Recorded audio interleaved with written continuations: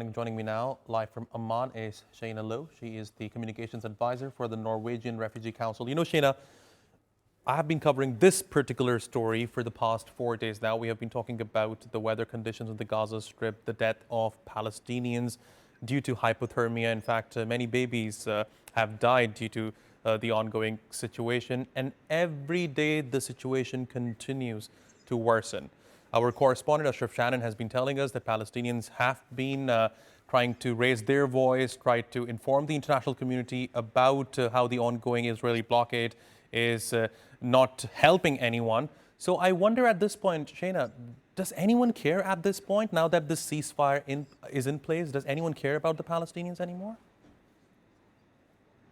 Well, I can tell you that humanitarian agencies like the Norwegian Refugee Council, who have been operating on the ground before October 7th and continued operating on the ground, we do care about Palestinians, and we continue to push to bring in supplies, push for their protection, and push to make sure that this is an issue that doesn't fall off the agenda. Of course, we've seen that over the last 2 years, the world has let down Palestinians in Gaza and the occupied Palestinian territory as a whole. But we continue to advocate to bring in the materials that are needed to provide the shelter and emergency support that communities are in desperate need of, and will continue to do so as long as we are operational and have a presence there to support however we can. Right, and of course, as officials are saying that the blockade needs to be lifted immediately. If this blockade on aid continues, what is the assessment in terms of how worse could things get? Well, things certainly won't be getting better, or the improvements will be just a drop in the ocean of what's actually needed. We know that in addition to bringing in shelter supplies and other emergency supplies, food and medicine at a much greater scale than we've seen, we need to bring in heavy machinery. We need construction materials. We need to be able to do repairs. We need to be able to clear the rubble. We need to be able to improve the sites that displaced people are living on, to build drainage channels to prevent and mitigate flooding. We need to be able to bring in sandbags to help fortify the shelters that people are in and protect them from the floodwaters. And Shaina, I remember asking you this question before as well. I understand you work with a humanitarian organization.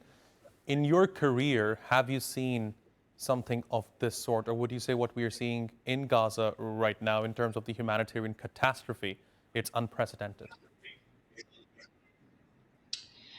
I think in terms of the challenges that we are continuing to face from all levels, it is unprecedented. The level of obstruction, we were hoping that with the ceasefire, some of the challenges we'd be facing would be relieved or lifted. But in fact, we, the Norwegian Refugee Council, still cannot bring aid directly into Gaza. We're distributing aid that partners are giving to us. But the level of difficulty that we have faced, both logistical in terms of getting our aid in, and bureaucratic, the challenges that we face in terms of navigating this tiny piece of territory where the infrastructure has been largely destroyed, where 80% of buildings are damaged or destroyed, where people have nowhere to flee to, where if they cross that yellow line, as Ashraf was speaking about, they could be shot, killed. There simply is so little space for us to be able to operate in. These are incredibly difficult challenges that we are facing and that our partners in the humanitarian sector are facing. Shaina Low, thanks very much for joining me here on TRT World. I really appreciate your taking out the time.